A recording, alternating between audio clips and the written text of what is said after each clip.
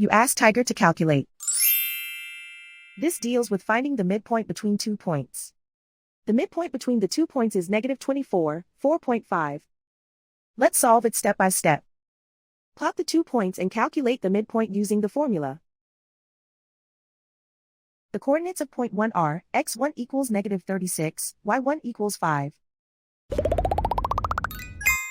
The coordinates of point 2 are, x2 equals -12, y2 equals 4. PM represents the midpoint of the 2 points.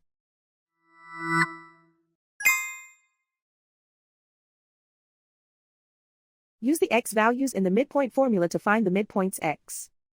x1 equals -36. x2 equals -12. Simplify the arithmetic.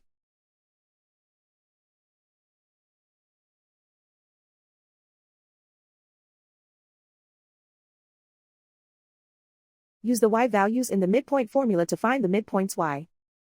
y1 equals 5.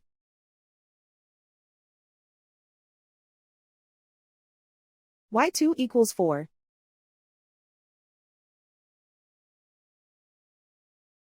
Simplify the arithmetic.